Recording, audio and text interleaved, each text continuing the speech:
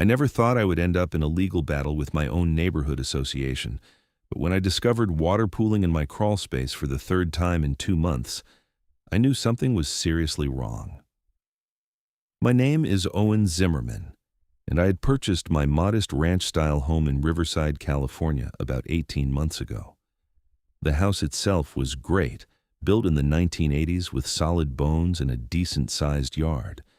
The HOA, managed by the Pleasant Valley Homeowners Association, seemed reasonable enough at first. Monthly dues were $120, which covered landscaping of common areas, a small community pool, and general maintenance. I figured it was worth it for the well-kept appearance of the neighborhood. The trouble started in early March. I noticed the carpet in my hallway felt damp near the wall that backed up to the crawl space access. At first, I chalked it up to the recent rainstorms we had been experiencing. California had been getting hammered with unusual precipitation that winter, and lots of folks were dealing with minor water issues. I set up a dehumidifier and figured it would dry out once the weather cleared. But 2 weeks later, after several days of sunshine, the dampness persisted. That is when I decided to actually go down into the crawl space and investigate. I'm not particularly handy, but I can handle basic home maintenance. I grabbed my flashlight, put on some old clothes, and squeezed through the access panel in my hallway closet. What I found made my stomach drop. There was standing water covering about a third of the crawl space floor, maybe 2 inches deep in some spots. The vapor barrier was completely submerged in places, and I could see moisture creeping up some of the floor joists. This was not just dampness from rain, this was serious water intrusion. I immediately called a local plumber, Rodriguez Plumbing and Drainage, that had good reviews online. They could not come out until the following Tuesday, which was 4 days away. In the meantime, I bought a sump pump from Home Depot and managed to pump out most of the standing water. But within 24 hours, it had returned to nearly the same level. Something was actively bringing water into my crawl space, and it was not stopping. When Marco Rodriguez arrived on Tuesday morning, he was a stocky guy in his 50s with calloused hands and a no-nonsense demeanor that immediately put me at ease. He had been doing plumbing work in Riverside County for nearly 30 years, and he had seen just about everything. "Let me take a look," he said, grabbing his heavy-duty waterproof flashlight and a moisture meter. We both crawled into the space, which was uncomfortable and claustrophobic even without the water. Marco spent about 20 minutes examining the foundation walls, checking the grade of the land outside through the vents, and following the water to see where it seemed to be coming from. "This is strange," he said finally, his voice echoing in the confined space. "The water is not coming from your pipes. Your supply lines and drain lines all look good, and this is not groundwater either because your foundation is properly sealed." "Then where is it coming from?" I asked, already dreading the answer. "That is what we need to figure out." He crawled toward the back corner of the crawl space where the water seemed deepest. Then he stopped abruptly. "Owen, come look at this." I made my way over to where he was crouched. He pointed his flashlight at a section of the foundation wall.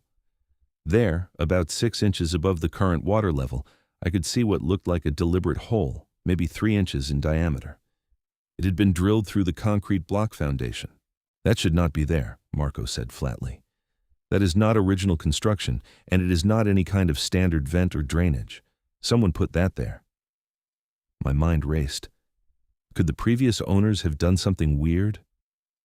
Maybe, but look at this. He moved his light to show me that there was actually PVC pipe coming through the hole, though it was partially obscured by the water and foundation. That is irrigation-grade PVC. And see how clean the concrete around it is? This was done relatively recently, maybe within the last year or two.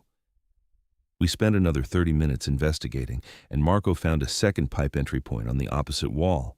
Both pipes appeared to be bringing water directly into my crawl space. He used a small camera scope to follow one of the pipes back through the hole, and what he found made everything click into place. "These pipes are connected to the irrigation system for the common area," Marco explained as we climbed out of the crawl space. "I can see the main line about 15 feet from your foundation. Someone deliberately ran branch lines from that system into your crawl space." I stared at him, trying to process what he was telling me. The HOA irrigation system? Why would anyone do that? Marco shrugged. "That's beyond my expertise, but I can tell you this is definitely not an accident. Those holes were drilled, pipes were installed, and they were hidden well enough that you would not notice them from outside. This is intentional. I felt anger building in my chest. Can you document everything, take photos, videos, whatever I need? Absolutely. I've already been taking pictures. You're going to want to contact a lawyer, probably sooner rather than later. After Marco left with a promise to send me a detailed written report within 24 hours, I sat at my kitchen table trying to figure out what to do next. Why would the HOA or anyone associated with it deliberately pipe water into my crawl space? It made no sense. Then I remembered the letters. About 4 months ago, in November, I had received a violation notice from the HOA. My front yard had some weeds growing in the flower beds, and apparently this was against the community guidelines. I'd pulled the weeds the same day and thought nothing more of it. But then, in December, I got another notice claiming my garbage cans were visible from the street on a non-collection day. I had accidentally left them out after the holiday, my mistake. I brought them in immediately. But the third notice, that one had made me angry. In January, I received a formal complaint stating that my lawn was inadequately maintained and showed signs of neglect and disrepair. The thing was, my lawn looked identical to every other lawn on the street. We were in the middle of winter, and the grass was dormant. I'd fired back a response pointing out that my lawn met all stated requirements in the HOA bylaws and that I would not be paying the proposed $50 fine. That is when I got the call from Patricia Henderson. Patricia was the HOA president, a woman in her mid-50s with blonde hair, always styled in the same tight helmet and a voice that could cut glass. She had called me on a Saturday morning, which I found aggressive and inappropriate, to discuss my attitude problem. "Mr. Zimmerman, we have standards in this community," she had said, her tone dripping with condescension. "When the board issues a notice, we expect compliance, not argumentation." The notice was baseless, I had replied, keeping my voice level. "My lawn is fine. I'm not paying a fine for something I did not do wrong. The board determines what is and is not acceptable. If you cannot abide by our rules, perhaps this community is not the right fit for you." That comment had stunned me. Was she actually suggesting I should move because I disagreed with one unreasonable violation notice? "I own this home," I had said firmly. "I'm not going anywhere and I'm not paying that fine. If you want to take it further, we can discuss it with lawyers present." She had hung up on me. I had not heard from the HOA since then, which I had assumed meant they dropped the issue. Now, sitting here with evidence that someone had deliberately sabotaged my home, I wondered if Patricia had decided to take matters into her own hands. The next morning, I called a real estate attorney named Jennifer Kowalski, who had been recommended by a colleague. She agreed to see me that afternoon. Her office was in downtown Riverside, in one of those renovated historic buildings with exposed brick and modern furniture that tried too hard to look casual. Jennifer was probably in her early 40s, sharply dressed, and she listened without interrupting as I explained the entire situation. I showed her the photos Marco had taken, his preliminary report, and I told her about my previous conflicts with Patricia and the HOA board. "This is serious," Jennifer said when I finished. "If what your plumber found is accurate, and I have no reason to doubt him, this could constitute several different legal violations: property damage, trespassing, possibly even vandalism or criminal mischief." "What should I do?" I asked.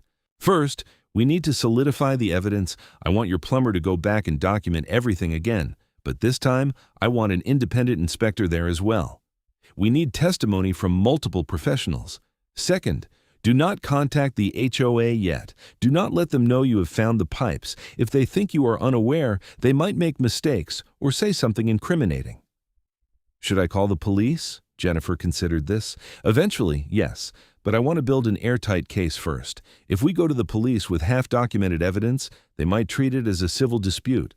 But if we go with professional reports, photographic evidence, and clear proof of intentional property damage, they will have to take it seriously." Over the next week, I followed Jennifer's advice to the letter. Marco came back with an independent home inspector named Tom Chen, and together they spent 4 hours documenting every aspect of the water intrusion. Tom confirmed that the damage to my floor joists and vapor barrier would cost at minimum $8,000 to repair, and that estimate assumed we caught it before any mold developed. If mold remediation was needed, the cost could easily double. They also traced the pipes more thoroughly. Using Marco's camera equipment, they confirmed that both pipes connected to the HOA's irrigation mainline, which served the landscaped common areas throughout the neighborhood. The pipes had been deliberately installed with shutoff valves hidden behind some ornamental bushes near my property line. The valves were partially open, allowing a slow but steady flow of water into my crawl space. "This is sophisticated enough that someone with plumbing knowledge did this," Marco told me. "This was not some amateur job. Whoever installed these knew exactly what they were doing." I thought about that. The HOA hired contractors for all the landscaping and irrigation maintenance. It would not be hard for someone on the board to convince a contractor to do this work, especially if they framed it as some kind of legitimate drainage project. With all the documentation complete, Jennifer filed a civil lawsuit against the Pleasant Valley Homeowners Association, Patricia Henderson personally, and 3 other board members whose names appeared on the violation notices I had received. The lawsuit alleged property damage, negligence, intentional infliction of emotional distress, and trespass. We also filed a police report with the Riverside Police Department. Jennifer had been right to wait. When we walked into the station with a 3-inch binder of evidence, photos, professional reports, and a timeline of events, the detective assigned to the case, a weary-looking woman named Detective Sarah Martinez, took us seriously from the start. "This is pretty extreme for an HOA dispute," Detective Martinez said, flipping through the documentation. "You sure about all this?" "We have multiple witnesses, physical evidence, and clear motive," Jennifer said.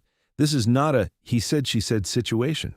The pipes are there, they were installed deliberately, and they are causing significant damage." Detective Martinez nodded slowly. "Okay, let me look into this. I will probably need to interview your plumber and the inspector, and I will want to see the pipes myself." "Of course," I said. "Whatever you need." The lawsuit papers were served to Patricia Henderson and the other board members on a Friday afternoon.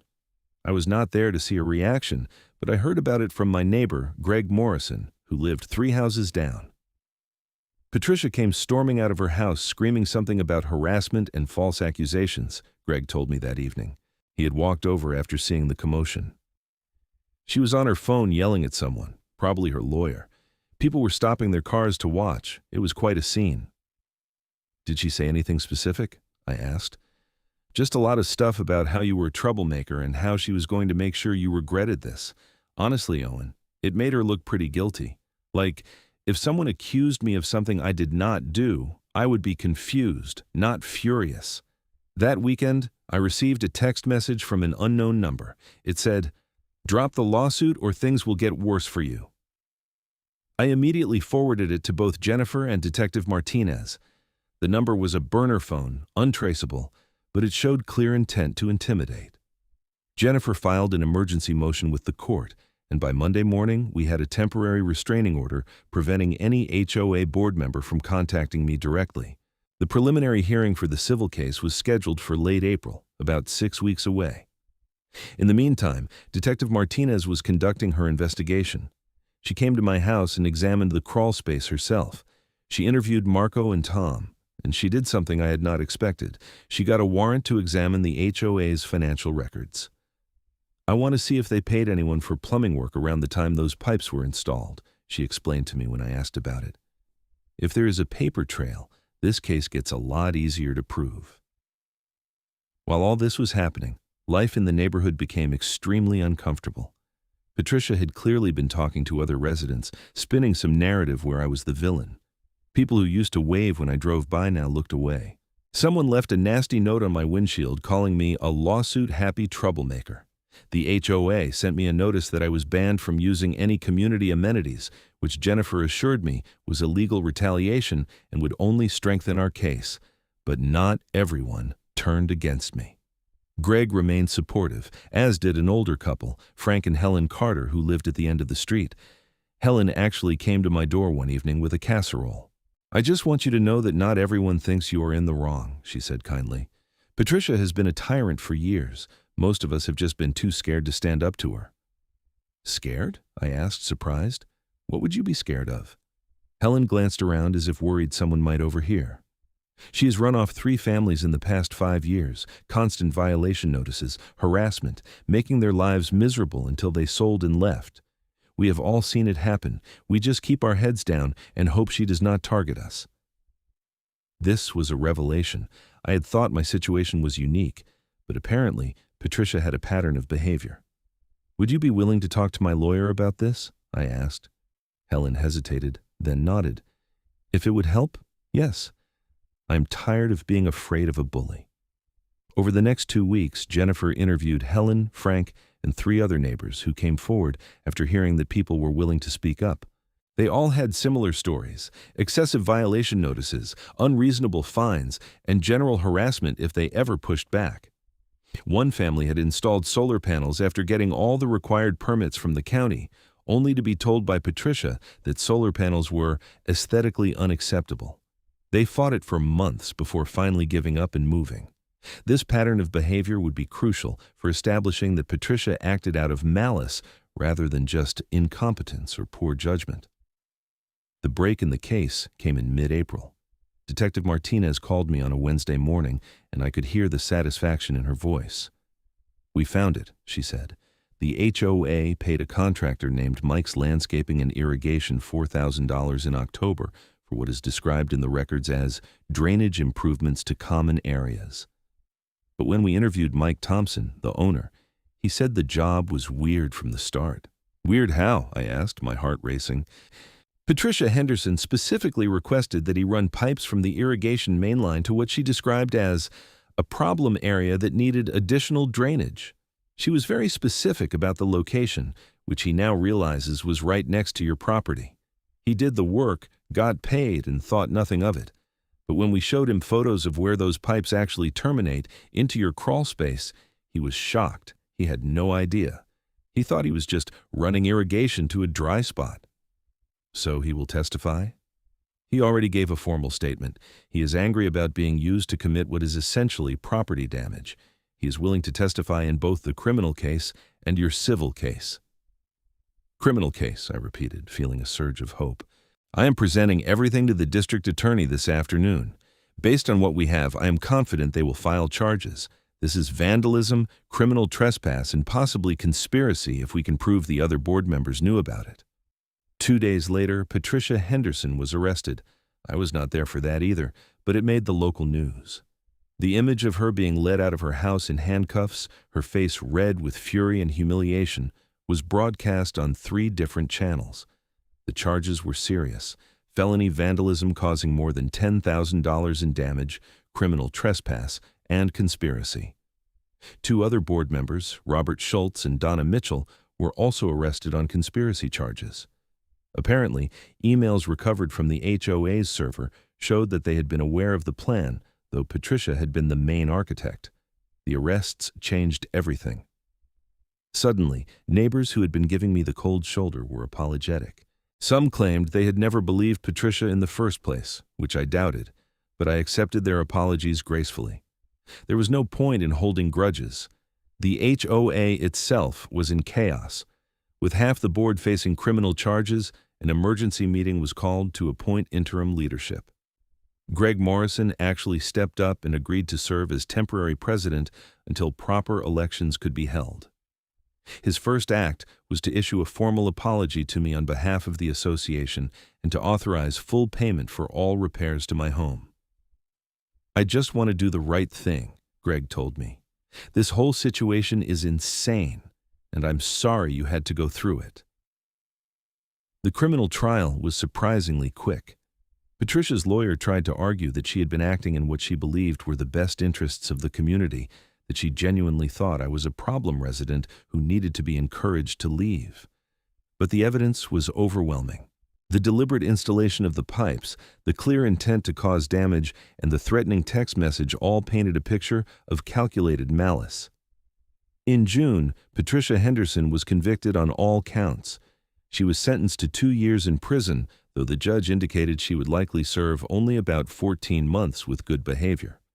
She was also ordered to pay restitution of $24,000, which covered my repair costs, legal fees, and additional damages for the emotional distress and inconvenience.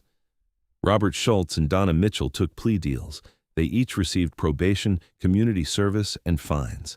They were also permanently banned from serving on any HOA board in California. The civil case settled before trial. The HOA's insurance company, wanting to avoid the publicity of a trial, offered a settlement of $75,000. Jennifer advised me to take it, and I agreed.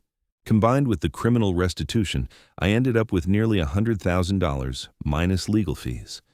But more than the money, I had something more valuable: vindication.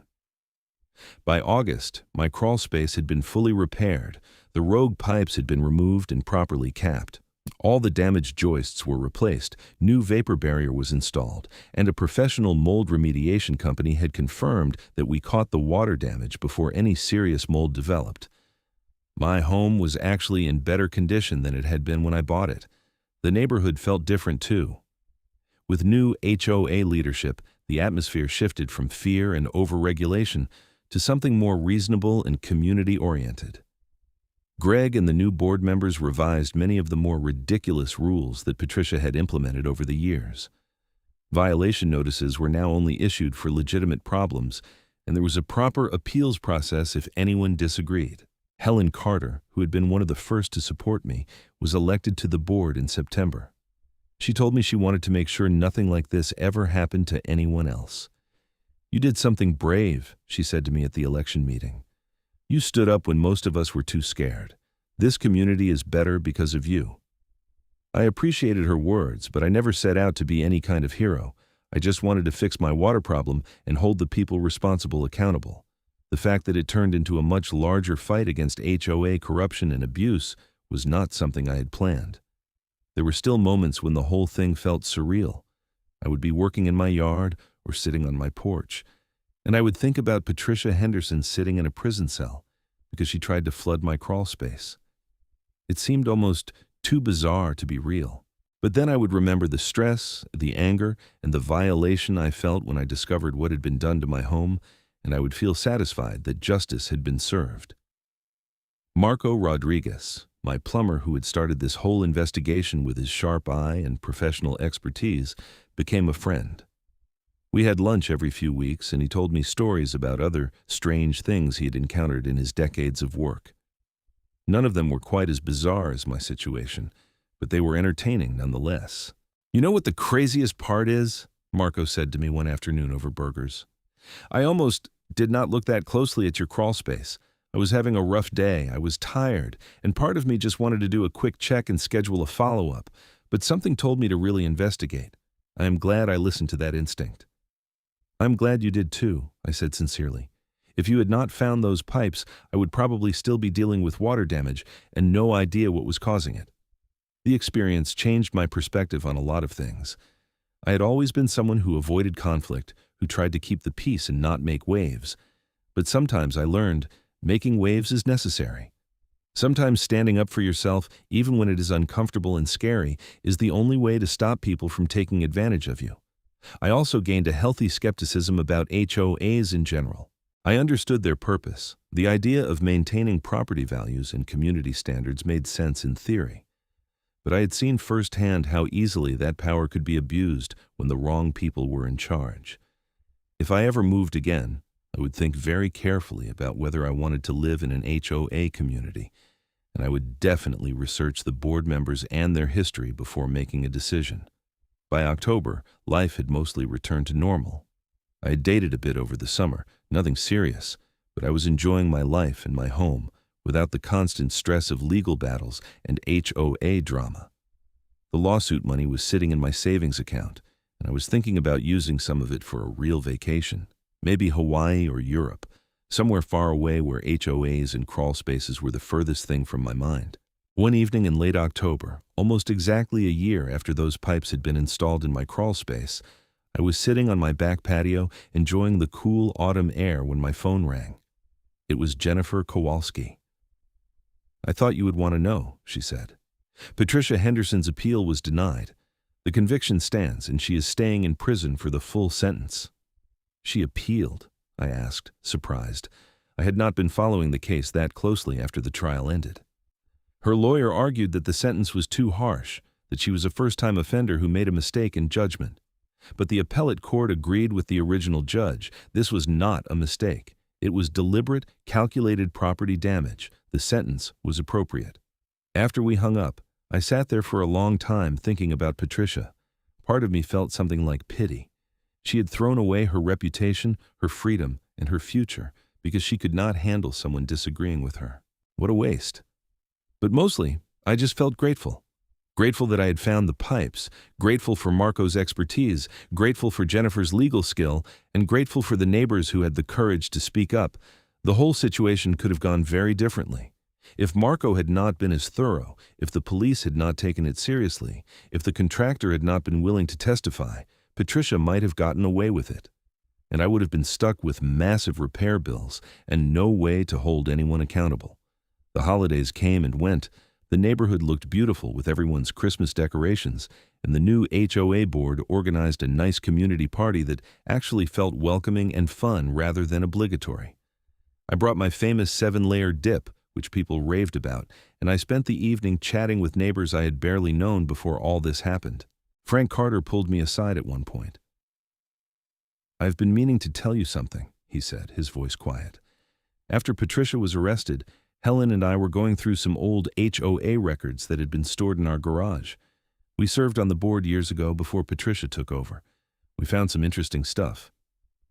"What kind of stuff?" I asked. "Financial irregularities. Money that should have been spent on community improvements but was never accounted for properly. We turned it all over to the new board and to the police. They are investigating whether Patricia was embezzling HOA funds on top of everything else." I shook my head in amazement. How did one person get away with so much for so long? "Fear and apathy," Frank said simply. "People were either too scared to challenge her or they just did not want to deal with the hassle. It is a good lesson for all of us. We have to stay engaged, pay attention, and not let bullies take control." As winter turned to spring, I started thinking about what I wanted to do with the rest of my life. I was in my mid-30s, financially stable thanks to the settlement, and I had a home I loved in a community that was now functional and healthy. I'd been working the same tech job for 8 years, and while it was fine, I was not passionate about it. The whole experience with the HOA had taught me that I was good in a crisis. I was good at staying calm, gathering evidence, and fighting for what was right. Maybe there was a way to turn that into something more meaningful. I started researching community advocacy work. There were organizations that helped homeowners deal with HOA disputes, that fought against housing discrimination, that provided legal resources to people who could not afford expensive lawyers. I reached out to a few of them, offering to volunteer my time and share my story. By June, I was volunteering 10 hours a week with a nonprofit called California Homeowner Rights Coalition. They connected me with people who were going through similar situations to what I had experienced. I was not a lawyer, and I could not give legal advice, but I could share my experience, help people understand their rights, and encourage them not to give up. It was incredibly fulfilling. Every time I helped someone navigate an HOA dispute or connected them with the resources they needed, I felt like I was turning my negative experience into something positive. One of the people I helped was a woman named Maria Gonzalez, who lived in San Bernardino. Her HOA was trying to foreclose on her home over less than $200 in unpaid fines that she claimed were illegitimate. I helped her understand her rights, connected her with a lawyer who took her case pro bono, and testified as a character witness about HOA abuse. She won her case, kept her home, and the HOA board members responsible were removed. "You saved my home," Maria told me, tears streaming down her face after the verdict. "I cannot thank you enough." "You saved your home," I corrected her. "You fought for it. I just helped you find the tools you needed." By the summer of the second year after my ordeal, I had helped more than 30 families navigate HOA disputes. Some were minor issues that just needed someone to explain their rights. Others were major conflicts that required legal intervention. But in every case, I felt like I was making a difference. My own home continued to be a source of joy. I had renovated the master bathroom, installed new energy-efficient windows, and landscaped the backyard with native California plants that required minimal water. The crawl space, once a source of nightmares, was now just a boring, dry space that I checked occasionally to make sure everything was still functioning properly. I even started dating someone seriously. Her name was Amanda, and she was a teacher at the local elementary school. We met at a community event, and she was amused and horrified in equal measure when I told her about the whole HOA saga. "You are telling me your HOA president went to prison for flooding your house?" she said, laughing in disbelief. "That sounds like a movie plot." "I know," I admitted. "Sometimes I still cannot believe it actually happened." Amanda moved in with me in October, almost 2 years to the day after Marco first discovered those pipes. We talked about marriage, about starting a family, about building a life together in this house that had been the center of so much chaos but was now just a peaceful home. One thing I never did was let my guard down about the HOA.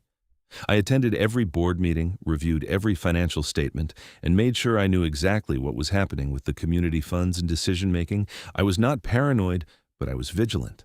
The new board appreciated my engagement rather than feeling threatened by it, which was a sign of healthy leadership.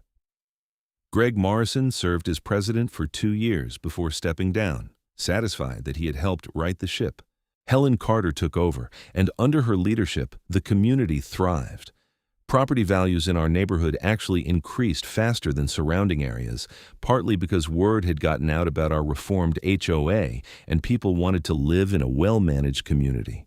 The local news did a follow-up story on our neighborhood, calling it a model for HOA reform. They interviewed me, Helen, and several other residents. The segment focused on how we had turned corruption and abuse into transparency and accountability. It aired on a Sunday evening and apparently got good ratings because I received dozens of emails and calls from people asking for advice on their own HOA problems. I could not help everyone personally, but I directed them to resources, wrote a detailed blog post about what I had learned, and even gave a few talks at community centers about homeowner rights. I never asked for money or tried to make a career out of it. This was just something I felt compelled to do because I had been through it and come out the other side. Patricia Henderson was released from prison in August, having served about 15 months of her sentence. I heard through the neighborhood grapevine that she moved out of state, possibly to Arizona, to live with family. I felt no need to know more than that. Her chapter in my life was closed, and I had no desire to reopen it. The criminal restitution she owed me was being paid in monthly installments, automatically deducted from some account her lawyer had set up. I barely noticed when the money came in. It felt less like compensation and more like a reminder that actions have consequences. As fall arrived again, marking 3 full years since I had first noticed that damp carpet in my hallway, I took stock of everything that had changed. I had gone from being someone who avoided conflict and just wanted to live quietly in my house to someone who understood the importance of standing up for myself and others. I had turned a traumatic experience into advocacy work that had helped dozens of families.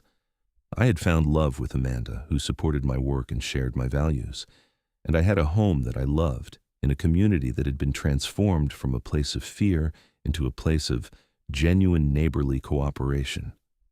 None of it would have happened if Marco had not found those pipes. If he had done a surface-level inspection and missed them, I might still be dealing with water damage, or I might have eventually given up and moved like Patricia had intended. But he did find them, and that discovery set off a chain of events that changed not just my life, but the lives of everyone in the neighborhood. One Sunday morning in November, Amanda and I were having coffee on the patio when she asked me something I had not really thought about before. "Do you ever regret it?" she asked. "Fighting the HOA, I mean. It was so much stress, so much time, so much conflict. Do you ever wish you had just let it go?" I thought about it for a long moment, really considering the question.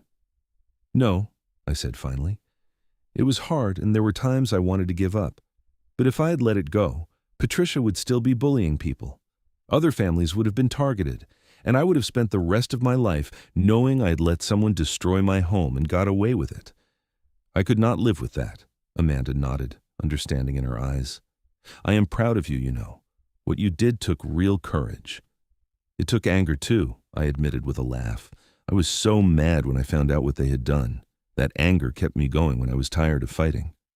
We sat in comfortable silence for a while, enjoying the cool morning air and the sound of birds in the trees. The crawl space below us was dry and secure. The pipes that had once carried water into my home had been removed, leaving no trace except in photographs and court documents. My home was mine again, truly and completely. Later that week, I got a call from the California Homeowner Rights Coalition. They wanted to know if I would be interested in joining their board of directors. It would be a volunteer position, requiring about 15 hours a week of my time, but it would give me a real voice in shaping policy and helping even more people. I talked it over with Amanda. She was supportive, as I knew she would be. "You have found your calling," she said simply. "You should do it." So I accepted.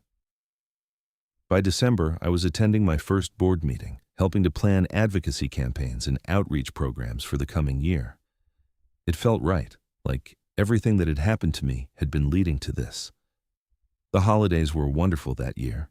Amanda and I hosted Christmas dinner at our house, inviting Greg, Helen, Frank, Marco, and several other friends we had made through the whole ordeal. It was loud and chaotic and full of laughter. At one point, Marco raised his glass in a toast. "To Owen," he said, "who turned a flooded crawl space into a movement for justice."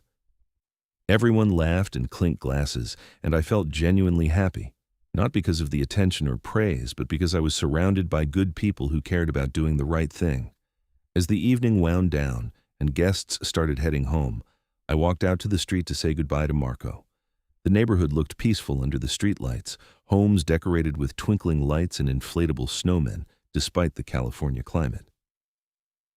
"You ever think about what would have happened if I had not found those pipes?" Marco asked, echoing my earlier thoughts.